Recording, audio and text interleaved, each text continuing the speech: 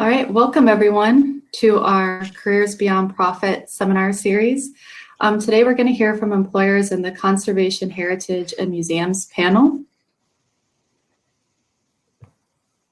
And I'm Mary McLaughlin, a careers consultant here at Queens, and I'll be facilitating the discussion today.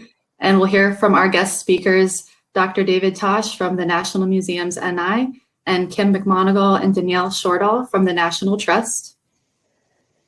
And some of the things we hope you'll get out of the session today is that you'll hear from expert panelists about their career journeys, and you'll get insight into some roles in the sector. You'll also learn about opportunities to get involved in the work of conservation and heritage and museums in Northern Ireland. And you'll get tips from our experts in the field about how to develop skills that will help you in the industry and how to pursue a career in their field. We'll ask you to submit questions throughout. You can submit them anonymously through the chat function, and then we will get to those at the end after we've heard from all of our panelists. Just to let everyone know, some of our panelists have had a little bit of difficulty with their Wi-Fi this morning, so just bear with us if people cut out, but hopefully that won't happen now that we're all with you all. So we'll go ahead and get started with Dr. David Tosh. He's the research coordinator from National Museums NI. So while David's speaking, I just ask the other two speakers to go ahead and turn their mics and cameras off. Thanks. Cool.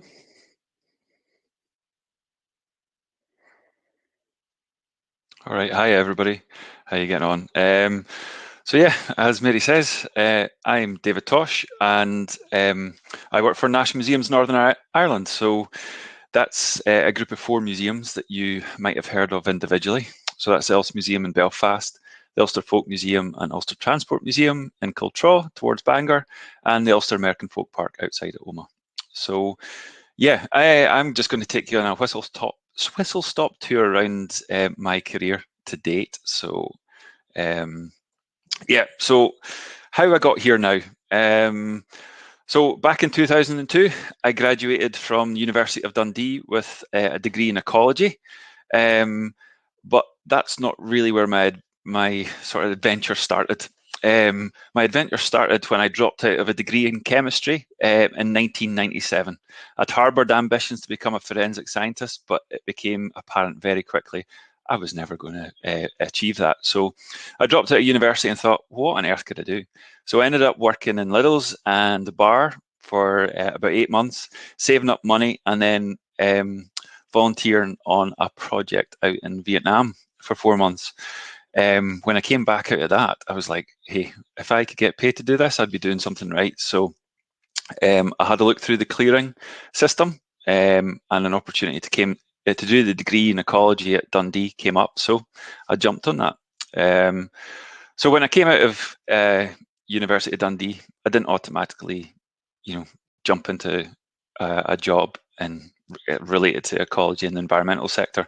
It was quite a weaving road that has taken me to 2021, where I currently work for National Museums Northern Ireland. So how did I get there? So as I said, graduated in 2002.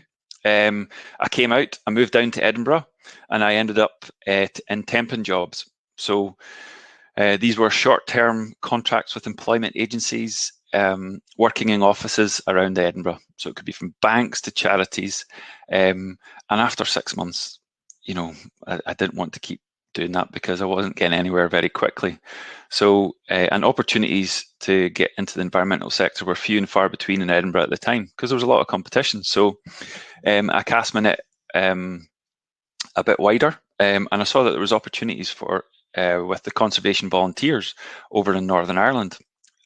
Now, by that point, I had visited Northern Ireland once, but I knew very little about it. But I knew that the opportunity that they were offering was something that I was really interested in. So in 2003, I moved to Northern Ireland to County Fermanagh to work with conservation volunteers, where I volunteered as their conservation action team leader. So that was basically taking people that were long-term unemployed, people with learning and physical disabilities, and getting them involved in practical conservation tasks. Now, when I was down in Fermanagh, an opportunity to look after one of the teams up in Bangor came along. So After 6 months, I eventually got employed by Conservation Volunteers as one of the action team leaders running out of Bangor. So again, I was working with similar sort of groups, doing practical conservation projects, from building fences, making dry stone walls, tree planting, landscaping, willow domes, you name it, we did it. But when I came out of my degree at Dundee, I was really interested in research. I was wanting to go back and do a PhD, but I wasn't wanting to jump into something that anything for the sake of it. I wanted to try and find the right opportunity for me. So fortunately, a year later, in 2004, I got a studentship with the People's Trust for Endangered Species to work at Queen's University for a year. So I ended up doing a research project with them, and that led to more work at Queen's University, working in Department of Biological Sciences, where I was undertaking protected species surveys. So anything from red squirrels to Irish hares. I was running about the countryside of Northern Ireland, counting them and trying to work out where they are to inform government, particularly in the Northern Ireland Environment Agency. Now, whilst there, an opportunity to do a PhD came along. So I undertook a PhD in 2006 under the Department of Agriculture, where I looked at the exposure of mammals to rat poisons. So that kept me busy for a few years. After a few disasters, I've eventually emerged out of that in 2012. But during that time, I was working self-employed as an environmental consultant. I was doing subcontracting work for environmental consultancies, and I also ended up doing some volunteering with Operation Wallacea in Indonesia. The volunteering opportunity with Operation Wallacea eventually led to paid employment, part-time employment with them, whereby I became the senior scientist for their tropical forest program in Indonesia for a number of years. So I had quite a lot going on at the same time, because there was periods I wasn't making any money, so I had to look for opportunities out there. Now, the organisations listed in front of you are some of the organisations that I worked for, but there were periods of unemployment as well. I just didn't flow from job to job to job to job. Opportunities weren't like that. So once I finished my PhD, I ended up doing some short-term postdocs with Invasive Species Ireland and Quercus. And then I ended up working for Jacobs, which is a big multinational engineering firm. I moved back to Edinburgh, and worked out of their Edinburgh office for a while. So that was working on national infrastructure projects like motorways and railways, and dealing with the ecological mitigation associated with these developments.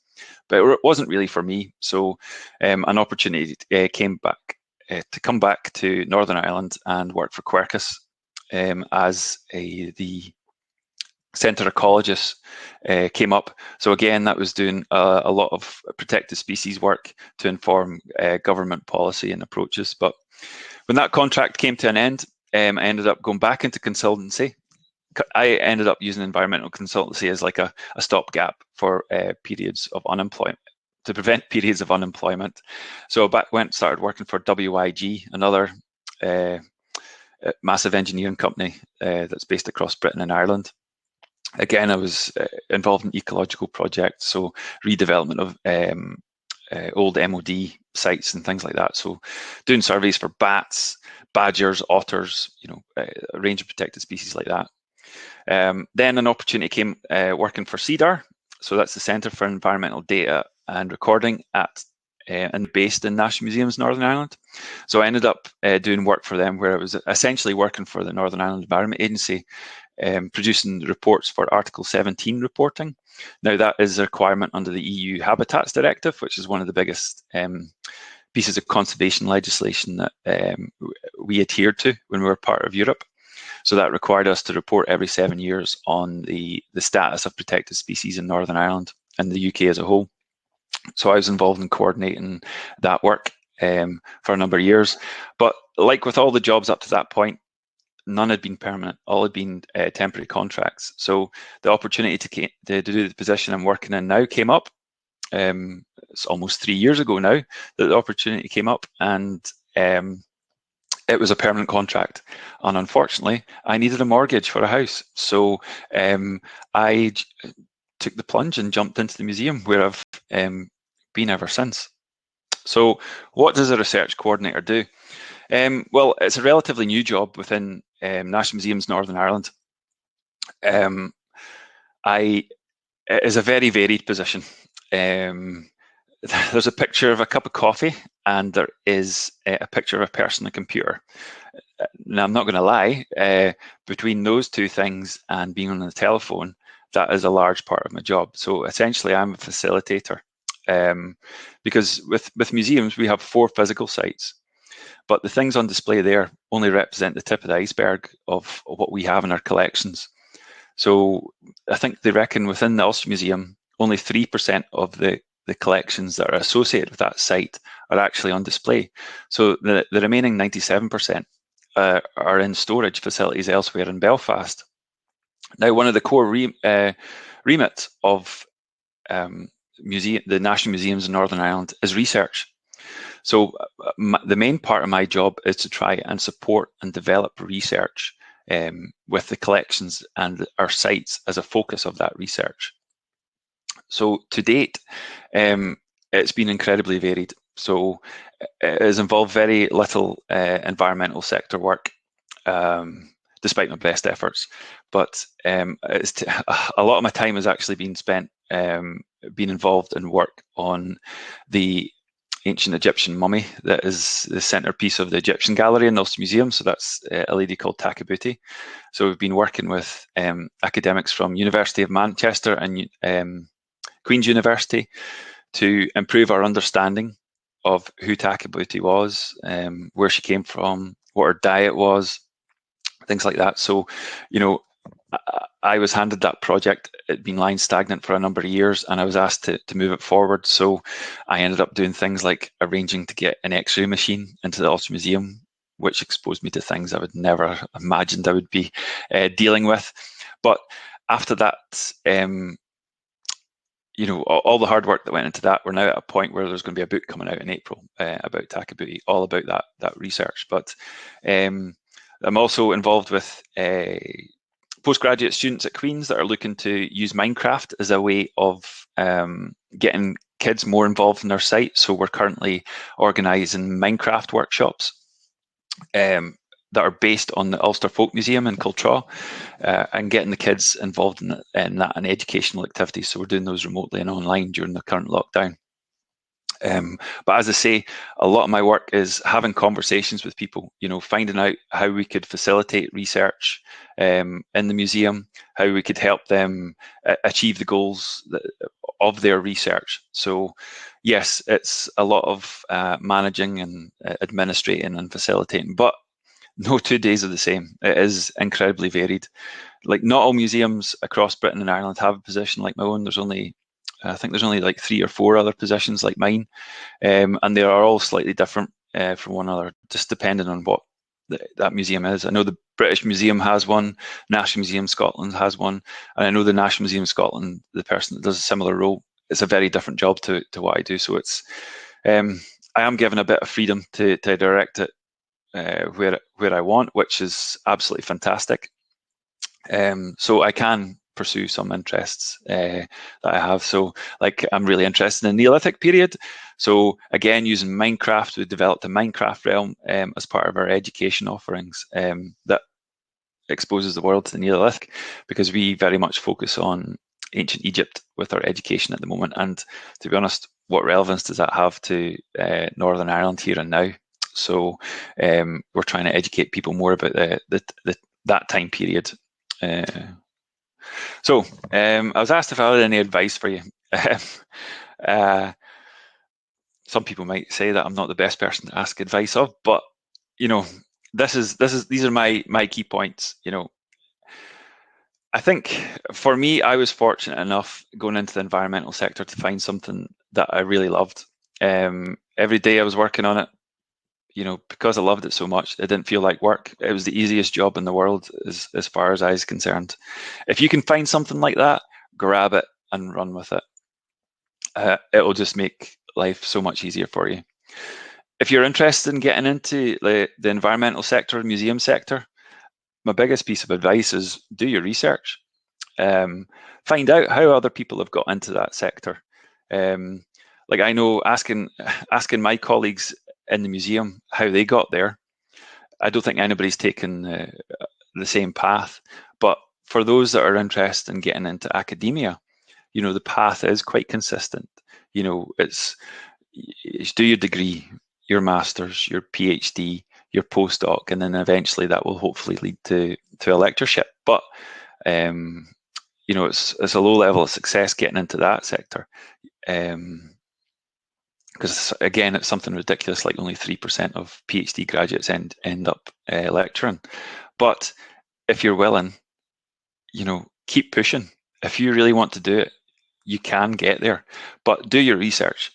As you can gather, I'm quite enjoying talking about myself. So feel free to reach out and contact people and ask them, for advice, for guidance. Ask them how they got there. 9 times out of 10, people will get in touch and will be willing to share their experience. But everybody's experience is unique, so you kind of follow your own path, so to speak. I would also advise try and get experience any way you can. I've been involved in recruitment in the past, and the value of voluntary work cannot be understated. Now, I know financial situation can impede people committing, but there are different ways to volunteer, as I'll get onto in the next slide. But I cannot overstate the value of voluntary experience or additional experience. I know the voluntary experience that I had in the past, it's helped massively in gaining some of the aspects of employment that I've described earlier. So please try and get experience any way you can. If it's not physically volunteering at a place, then remotely, then or doing something to assist. And finally, if you really want to do it, don't give up. You will get knocks. As I've alluded to, I've had periods of unemployment over the past 18, 19 years. It's not great.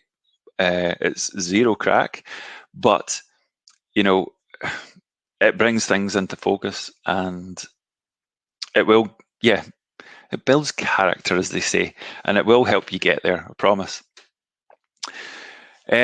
So finally, staying involved during a global pandemic, this is not an ideal situation for anybody. And through the interactions I have with students in my job, I know there's a lot of anxiety out there, but the big question is, don't panic. Everybody is in this situation. Everybody is in this rubbish situation. You're not alone. There are people out there willing to provide help and advice where they can. And if that is offered, take it. Don't fear going forward to people and asking them questions. I would, as I've said, I thoroughly recommend volunteering if you can afford to do it. Now, getting involved remotely is, in my mind, if you've already got work commitments, etc., this allows you to get experience in your own time. And this is something that we're doing in the museum. We're providing remote volunteering opportunities for students in Northern Ireland, but also people in Scotland, England, Republic of Ireland. So you will find that a lot of organisations that you approach will have adapted in this way. And if you are interested in volunteering with the museum, then please feel free to get in touch. Also, use the opportunity that the lockdowns present to try and develop a new skill. A lot of organisations have again adapted. So the British Ecological Society, CDAR, etc. They're providing online talks, remote sessions, etc. That that are great for particularly for CEDAR. So if you're interested in getting environmental consultancy, you know, honing your species ID skills, you know, getting to meet people within the sector, other people like you, you know, it's all about building a network. And I thoroughly recommend social media for staying involved. Now, when I may say I thoroughly recommend it, I use it, particularly Twitter, to stay in touch with what's happening within the field that I'm working within. So if there's new papers published in an area that I'm interested in, or if there's new techniques that are being promoted by this museum or that museum, I find it an incredibly useful way to keep in touch with what is going on. So I would recommend the use of things like Twitter in that respect, because I know the scientific sector and museum sectors, there's a lot of people on there. I don't use it for you know, personal social media posts, but it's useful from that perspective. So if you want to find out about my love of sticks or airport carpets, then you can follow me on Twitter and see some of the science that I'm involved in still. So yeah, that's my life story and my recommendations. So yeah, feel free to ask any questions you like, and yeah, thanks very much. Thanks, David. That's great. And we've had No some worries. questions, but like I said, we'll do them all at the end once we hear from our next speakers, who are Kim McMonigal, the Community Learning and Volunteer Coordinator with the National Trust, and Danielle Shortall, Ranger from the National Trust. So thank you both, and I'll hand it over to you. Hello there, guys. I'm with the National Trust, and it is. Hello, sorry, we had a technical issue there. I'm Kim, and I'm with my colleague today, Danielle. We are part of South Down portfolio, which covers Castlewood, Murlock, and the Mournes. So a beautiful part of the country. I'm just going to tell you a wee bit about myself. I have worked for the National Trust actually for 20 years, but 13 years of it has been as the volunteer coordinator, along with learning. We have school visits coming, but I've had quite a varied career, from playing a lot of bandit in my youth to then going on to a career within the fast food industry, and then getting involved with the National Trust. So it has been a quite colourful and quite different. And like our previous speaker saying, I've always used these opportunities to go forward and look for something different, because you don't know what's going to be around the corner. And I'm just going to hand you over to my colleague, Danielle. Hi, so I'm a ranger down in South Down. So I went to Queen's in 2011 to study biological science, and at that time I wasn't 100% sure what I wanted to do. And so between my summer of my second and third year, I went to South Africa and done a month there on a conservation reserve, and then that made me decide this is what I want to do. So once graduated, I didn't have a lot of experience because I didn't know it took me a while to realize what I was going to do. So then I worked with my careers advisor at Queen's, and he got me set up with my local council, who had a conservation department, and I worked with them for must have been for around 9 months. And then from there, I was lucky enough to get my traineeship with the Ulster Wildlife. A lot of experience and got me a good few qualifications. And 4 years ago, I was lucky enough to come up with this job, and I've been here ever since. Where I've been is the site I mainly work at is in Castlewood, which is 7 miles outside Downpatrick. It's on the shores of Strangford Lough, and it's an 820-acre estate with an 18th century mansion house, ancient parkland of the estate, as well as the nature. And on site we have an area of special scientific interest, which is designated for its wildflowers. We're also working with Belfast Zoo and NIA to reintroduce red squirrels, and we're working with the Ulster Wildlife to encourage the return of barn owls. And we are also trying to promote pollinators by doing less formal grass cutting in the estate. And the other half of us is Murlock Nature Reserve. So down at Murlock is also, there's Murlock in the Mourns, and it's the other half of us, and it has its own ranger team. Murlock is situated in Dundrum, and it's a 6,000-year-old dune system, and it was Ireland's first nature reserve, and it encompasses 16% of the UK's dune heathland. The team down there managed to conserve and manage the site by doing site patrols, path repairs, and wildlife surveys. And then from the longest beach to the highest mountain, the team also looks after the Mourns, which is a path restoration project ongoing to help protect the surrounding habitat. I'll pass back over to Kim. Hello there. The National Trust is a charity, so it's devoted to natural heritage and built heritage. We have one of the largest memberships in the UK, and also we look after.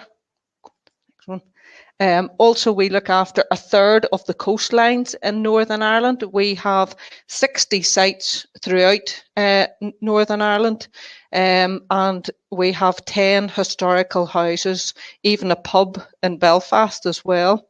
We look after endangered plants and habitats, and we have 3 million people visit our sites per year in Northern Ireland. I'm going to chat to you now a wee bit about the different types of volunteering that we have. We have placement volunteers, and you can see there, this is a photograph of some of our placement volunteers at our nature reserve in Murlock. We also have volunteers that help on the mountain. We have volunteers on the grounds here at Castle Ward, and that can be placements or daily volunteers, or it can be community groups. We also have volunteers in our mansion house that can do room stewarding, tour guiding, and also behind the scenes we have quite a few volunteers that do conservation in the house. And out in the garden we have a lovely daily group come every Wednesday, the Wednesday volunteers, and they work alongside our head gardener, and what they do is help with the upkeep and the maintenance of the garden, which was just redone a few years ago back into its original style. We also have run plenty of events because of obviously the number of visitors that come to our properties. So we have volunteers that help with the visitor experience team. So these volunteers can be helping with events like Easter, Christmas, creating children's trails, setting up for events, and supporting events as well. And then we would have a lot of community work that we would do as well with our local organisations. It can be just local groups, it can be community groups, it can be like scouts, brownies, guides, those types of things as well, which has been a lot more difficult to do obviously over these extreme times. But we have worked very, very closely over this period of time with our own local community based in Strangford. So we're hoping to do quite a few different projects with them in the future. Over to Danielle. So I'm going to talk to you a bit about how to start your journey with the National Trust. I would recommend you think about what sector you want to pursue and look for advice and experience in that sector. Know what you're getting into. A lot of things with people don't really understand what we do as rangers and sort of get their eyes open when they come down here. We do work a lot with doing a bit of visitor work and things because emptying bins and stuff like that, and a lot of people don't realise what it entails, but we do get to do nice things as well, as I mentioned, with the red squirrels and survey work. But know what you want to get into before you start to pursue it. I would also recommend looking for the volunteer opportunities within that field. and seek advice from people within that area. So as David had mentioned, just like send an email out, get in contact over social media, things like that. Somebody will obviously, especially with the National Trust, there's normally somebody at the other end that they'll pass you on to the right person. We used to do a lot of taster days down here. Obviously, COVID has sort of put a stop to that, but we had a volunteer open day. Hopefully, we'd like to see that return. But for people to come down and see what each department does. So try, if there's any days like that there, try that. Even come down to sites for guided walks, things like that. Get to know what the places are like, and get practical experience. And have a wee chat with other volunteers that are about, and see what they would recommend.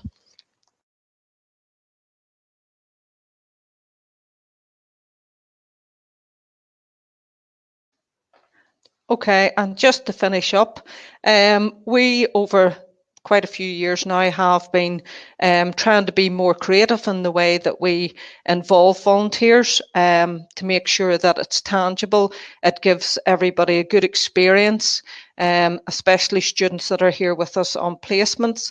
It is an excellent way to build your CV. We try to be as flexible as possible with our volunteers, and we do really enjoy giving an offer for young people, because this helps develop their skills in the future. So it's a great opportunity to get involved through the volunteering, to gain experience, to gain knowledge, to gain new skills, and most importantly, to see if it's the field that you would like to be part of, and also meeting new people and making new friends. That's everything I think we have to say. Thank you. Great, thank you both. So now I'll invite everyone to come back on with your cameras, David, and thanks. We will go through some of these questions. We've had quite a few come in. So the first question is around, all of you have mentioned opportunities to get involved with your organizations, and someone's asking, is there a specific contact that would be the best to reach out to, or how do we go about getting in touch with your organization to get involved with volunteer or placement opportunities? David, do you want to answer first? Yeah, if anybody's interested in getting involved in the museum, just get in contact with myself. Mary, have you provided email addresses, or? No, I haven't, but we might be able to send it out to people who have registered. Are you okay sharing? Oh, yeah. So it's just, out loud? Yeah, it's just david.tosh@nmni.com. Castlewood.com. So I've got.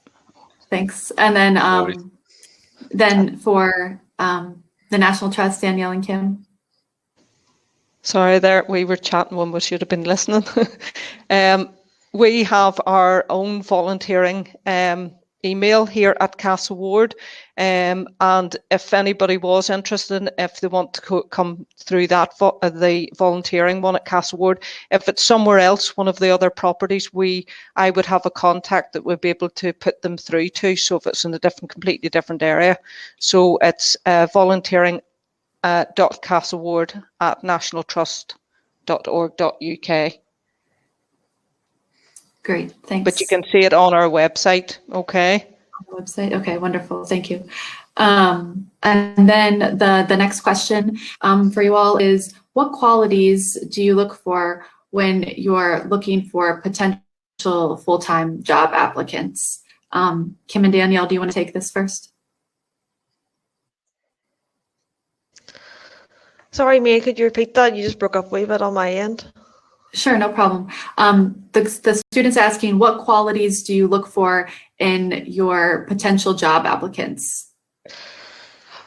With somebody coming to be a ranger, as for employability, would be good experience, being able to work well as a team, willing to get mucked in, and just to try anything. And the other thing is being able to willing to learn. Like we realise that not everybody's coming knowing everything, but being able to learn on the job and take a bit of guidance and things like that there. But it's just more about getting mucked in and willing to do everything that they wanted that we put up to them. Kim, do you have anything to add to that? Yep. Well, just basically to come down and, as Danielle had mentioned earlier on, we had a volunteer open day where it was open for everybody to come and see what each department got involved in, the type of jobs that they would be doing. So it's a great opportunity, and also the taster days that we had as well. But if somebody is particularly interested, again, if they get in contact with us, any one of us would be more than happy to have a chat with them on the phone and to go over and give more detail that would be helpful to make before they make a decision. Great. And David, what would you say? I think, given my experience, it really depends on the position that you're applying for. But I mean, there are general cliches, that apply for most jobs, and being able to work as part of a team, being flexible. Because I know in working in the museum sector, flexibility is key, because you can be asked to be involved in all sorts of different projects. So being willing to put your hand to any task at hand. I think teamwork is essential, but also being able to, take something on and lead with it yourself. I think that's very important. Communication cannot be understated. The value to being able to communicate to colleagues and to the wider public is essential as be it in the museum sector or in the environmental academic sectors. So I think those would be big things for me.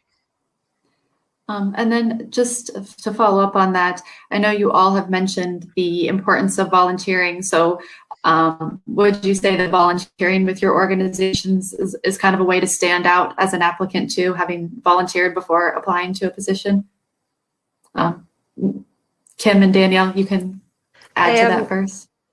Yeah, I would say volunteering is a good way to get into it. Not necessarily, we're not going to, when you apply for a job, you're not going to say, well, somebody volunteered with us, over a different organization, we'll give that job to that person.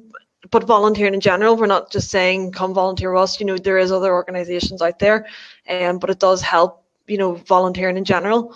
But I will say that a lot of times we have had volunteers that has stepped up into a role. We used to have an outdoor assistant that would have come up seasonally, and I think I don't know how many times that was given to, it was just not given to a volunteer, but the volunteer had applied for it and they had got that role because they just sort of knew the site a bit better, and it's obviously easier for us because they're able to step straight into that role and run with it. But volunteering is definitely a good way to get in, especially if you're coming into a ranger role. I have sort of yet to see somebody get into a ranger role without any type of volunteering. It is definitely a way forward. Great. Kim, anything to add there? Yeah. Over the years that I have been doing the volunteer coordinator role, more and more young people are coming into volunteering, and that is the first stepping stone into a career within conservation. So I do think it's important when you're going for a job, even though you might have the qualifications, when you have on your CV that you have, utilize some of your time to learn that skill and learn new skills more. I do think that puts you ahead of the game when it comes to going for jobs and things like that, because you're gaining so much more experience. Even the likes of some of the placements we've had in the house doing conservation behind the scenes, how they've learnt how to work it within the house. The young people that are in placements with us out in the grounds, how they have learnt practical skills that they wouldn't have learnt, through their universities and things like that. So for me, it is a big plus being able to have those skills through the volunteering. Great. And David? Yeah, volunteering definitely helps within the museum sector. Jobs in Northern Ireland and the island of Ireland are like hen's teeth at the minute. So to get that first opportunity, it's probably essential to volunteer. Now, we provide volunteering opportunities, but so do local museums. You don't have to go to a big museum to get that experience. In fact, I'd argue that some of the smaller museums will provide you, with a wider range of experience, because they don't have the number of unique positions that we have. So somebody, the curator there may also have to be, archivist, conservationist, etc., etc. So there may be good opportunities with the smaller museums. But is it essential? Probably within the museum sector. I think you do have to do it. A lot of people go and do conservation masters or heritage masters or museum studies masters, and I know a lot of people that work in our organisation have one of those, so that undoubtedly helps as well. But that's just my outsider's view in. So, but again, everybody's path is different, so there's no one right way. Great. And that kind of brings to the next question, which is a master's or PhD necessary to have a career in museums and heritage management? David, do you want to go first on that one? Yeah, so I wouldn't say PhD, no. It depends, again, what level do you want? Do you want to be the top boss? And with a PhD that specifically looks at how metals respond to environmental conditions, then yes, you might be a head conservationist for a railway museum or something like that. But the masters give you a broad introduction to the issues and topics that you might be covering. So I think it would certainly be useful. Otherwise, like me, you go in blind and you learn the hard way. So I could have done with some prior knowledge before getting into this position that a museum studies course might have helped with. But yeah, I don't think a PhD is essential at all for this sector, no. Okay, great. Kim, Danielle, in your areas, a PhD or a master's? I would, again, it sort of depends on how far up the ladder you want to go, but I would definitely say no. It's not. We more have the issue where we have students that are coming with their degree, and then they go down into a master's role, and then they're coming to us and thinking that they can walk straight into a job, but they don't have experience. So for us, it would be more like going and getting your experience before you go and get your master's, because I think the experience side of it carries you further than what degrees do. And I have seen it where there's been people and they are very, very book smart and very, they've done the research projects and things like that there, but they've no experience. And somebody who has just got their degree, or maybe has went through like a college route, or like a, what do you call them, like a BTEC sort of route too, things like that there, are picked over somebody with a qualification because they have the experience. So definitely in my sector, it's the experience that sort of carries you. But now you do obviously need your, some roles do require your degree as well. But if this kind of environmental conservation role is the way you want to go, I would definitely recommend go out, do a placement year, do some volunteering, try that for a while before going and doing your master's. Kim? Yeah, I would agree with both David and Danielle. Over the years, seeing students coming in, like Danielle said earlier on, they're coming with their degrees and their qualifications, but it's just the practical side. Obviously, you need both. So it's trying to balance the two, and through gaining more experience, then deciding whether that's the way you want to go with a PhD, depending on what field you're in. But I do think the two things go side by side, your degree and your practical. Great. Okay. Then there are a couple of questions that are similar, so I'll kind of ask them together. It's around placements and full-time positions. So kind of in general, at the moment with COVID, are there many opportunities for placement opportunities with your organizations and full-time jobs with your organizations? Kim and Danielle, do you want to take this one first? Yeah. Hi, I'd start off with this one. At the moment, it's a bit more limited due to COVID, because normally at both properties, at both Castlewood and Murlock, we have accommodation for volunteers. So in the past, for example, I've taken 2 placements from Queen's for probably the last 5 or 6 years. And then we have taken students from all over the world to help with horticultural backgrounds. But unfortunately, due to COVID at the moment, we are restricted to only 2 places in our accommodation here at Castlewood and at Murlock. So it's slightly more restricted at present, but we're hoping that obviously as things get better and things start to open up, that we will be able to again, invite more students or people that are interested to come and do a placement. We would be able to provide the accommodation, but it doesn't mean to say you still can't do a placement and travel back and forth if the property is convenient to where you are. And then about full-time positions? Full-time positions, yes. We normally, for placements, the majority of them are for 46 weeks. And then they do that over their whole year. And then after that, as Danielle mentioned, in the past, we have had, seasonal ranger opportunities, and a lot of the placements have had the opportunity to apply for those roles.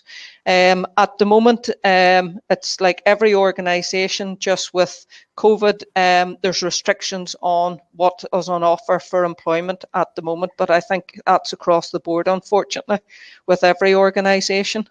And again, hopefully that will improve as the situation improves. Kim, do you have anything to add from that standpoint, from the National Trust? You turned your camera off. Or sorry, not Kim, Danielle. Oh, sorry.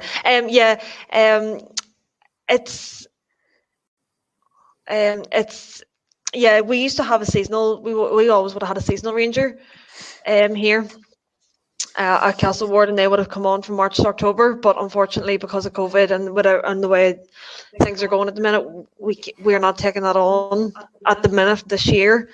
And Murlock themselves, they would have had seasonal rangers too, and it is a good way for young people to get into, especially because a lot of it does go over the summer. It's not full time, it's part time, so there is opportunities out there. Hopefully next year, those roles are back up and going again. And even maybe if, I don't know, it's hard to know what's around the corner with the National Trust. It would be nice to see a seasonal ranger back in both properties, but we can't really say at the minute. I think the job market everywhere is a bit limited, so it is. Thanks. And then David, from your perspective? Yeah, so we have remote volunteering opportunities at the minute. So there's a variety of projects that are underway that people can participate in. It's just a matter of capacity or ability to manage the number of volunteers. So if people are interested and have some time, then I just, again, encourage people to get in touch with me and we can look into it. As for work placements, we provide work placements to a number of master's courses at Queen's and UU. So again, if somebody's looking for a work placement, it's simply about approaching us. I see somebody's looking for, professional opportunities within the museum. Yes, we can explore that. Again, it just comes down to capacity, whether the area you want to work in, do they have opportunities for you? Can they manage you? Because we don't want you to come along and just do photocopying and stuff like that. That's not beneficial to anyone. But as for future jobs, realistically, next financial year is going to be really hard. We're facing job losses, so it's very likely that there won't be any recruitment into National Museums Northern Ireland. Now, that's not to say specific like National Heritage Lottery funded projects, like short-term projects that are funded for 3 years, won't be looking for members of staff to facilitate those programs.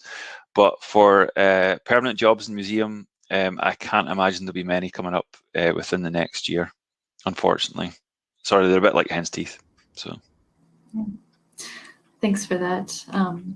But like you've all said, there are still opportunities to continue to build your skill sets through volunteering and placements. So to be doing those things in the meantime. And then kind of for all of you more on your personal career paths, there's a question around While you were volunteering, did you also work part-time or to have paid work while volunteering? And did you find that to be sort of feasible to manage both? David, do you want to answer this one first? So the first time I did it in Vietnam, no. I ended up working for a long period of time beforehand to allow me to do that. The second time I did it, I was able to sign on at the time as unemployed, and this counted as training. I don't think that option is available to people anymore. And the third time I did it, no, I had my expenses paid and accommodation provided and things like that. So during the volunteering opportunities, no, I wasn't working. I either worked beforehand or opportunities came after it. So it was a period of sacrifice for the greater good, so to speak. And then Kim, and then Danielle. Yeah, so when I went to South Africa, it was I just basically held on to my student loan, and that's what paid that. When I volunteered with the council, I sort of done something similar to what David, which was I signed on, and that paid part of it. The other thing was with it, I was able to get into this thing called, I think it was a youth employability scheme, which still gave me the money that you would have got with signing on, but I got a bit more because I was out working. And you didn't have to go and sign on and do all other. I imagine that scheme isn't probably there anymore, but something like that there, which was like aimed at I think young people from 18 to 25 was available from when I was doing it. And then from there, I got my traineeship with the Ulster Wildlife, and they were that was funded from them. And now it wasn't funded very much, but it still meant, because I was basically working full time with them. But when I was when I finished my that youth employability scheme from signing on and with the council, once that finished, I still kept on volunteering with the council, and I worked part time along with it. So it's just opportunities. Just sort of, I was very lucky.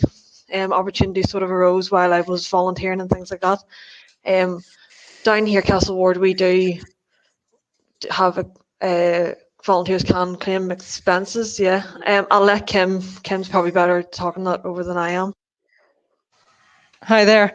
Well, the way we work with the volunteers for the National Trust, if it's not a placement and volunteers just want to do, like a day a week or something like that, or a couple of days, we generally help with fuel costs for covering the cost of all the volunteers, because at the end of the day, we feel that if the volunteers are given their time, they shouldn't be out of pocket financially. So that would cover like a bus, if you had to get the bus or train, or if you have your own car, that would cover fuel. And again, if the students are in placement and they're staying with it, it's free accommodation. They just have to feed themselves. In the past, some of the volunteers have done part-time jobs along with their placement, or again, as David said earlier on, I don't think it happens now, but you used to be able to sign on and do your placement volunteering as well. So there is different things, or if there's a special project and there happens to be funding for it, again, that can be something that we can be part of and help with. Okay.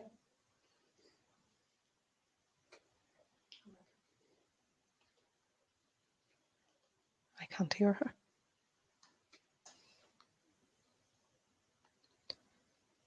Oh, we can't hear you. Mary, I think your microphone's off. Thank you. That had to happen once, right?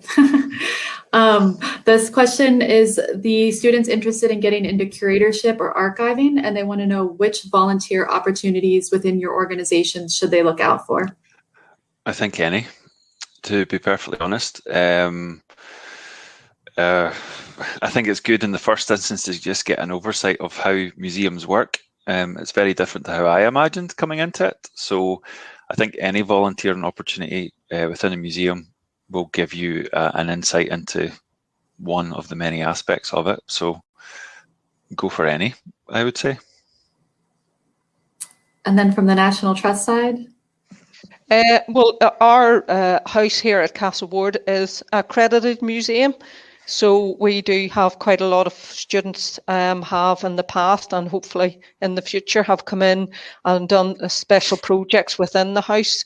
Like not last year, but the year before, we had a student for the most of the year helping with a project in the library, cataloguing the books in it's a private library. It's one of the most complete family libraries within any of the National Trust houses, so it was a big job to do all the archiving for that. So we've had a lot of people involved with different things like that. So there is the opportunity to do different things, and within the National Trust, Castlewood Mansion isn't just the only accredited museum, so there is opportunities across the board. Great. And then we'll just ask one last question, and then we'll wrap up. This is to both of you about are remote volunteering or placement opportunities with your organizations flexible for students during term time? Do you want to take that first, Kim and Danielle? Yeah, especially with volunteering, we're very flexible. I have two groups coming in now at the minute. With COVID, I used to have them all together, but I've now split them up. These are sort of semi-retired older ones, so they come in and they're helping me at the minute. So one's on a Wednesday, one's on a Thursday. I've another two that are here at the minute that actually work on the Ticket Hut, and they are just doing whatever days suits them.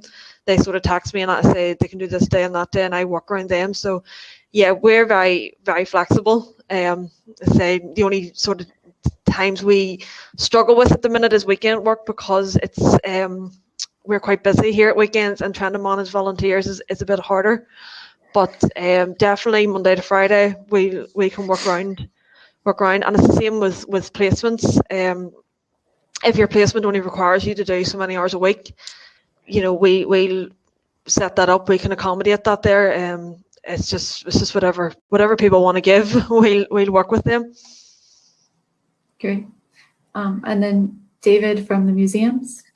Yeah, the whole point of remote volunteering is to make it accessible to more people. So yeah, we have no requirements for people to do the work at any set time. It's you fit it into what suits you. You know, if you want to commit 2 hours a week, we ask you to commit those 2 hours a week, and that's it. You can put that time in however you like. So yep, incredibly flexible. Great. Well, thank you. We're getting short on time here, so that's all the questions we'll get to today. I think we got most of them. And thank you so much to our panelists, Kim, Danielle, and David, for answering all of your great questions and sharing about your career pathways and your organizations. So just to let everyone know that our career work experience and placement fair is this Wednesday, the 24th of February from 2 to 6 p.m. So do log in. You can find more information through our social media platforms and on our website, and meet with lots of organizations at the work experience and placement fair, where you can get volunteer opportunities and placement opportunities that has been shared here. Can be really helpful for your career pathway. There was a question about the recording or the panel session today being recorded, and yes, it is recorded, so you can come back and watch it if you missed anything throughout the session today.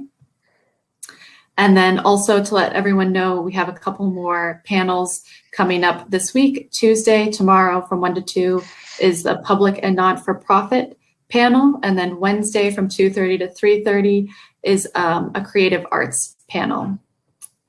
And that's it for us today. Thanks again, everyone, for joining, and thank you to all of our speakers for this really great and informative session.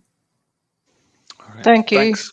Cheers. Thank you. See you later. Bye. Bye. Bye. Bye. Bye.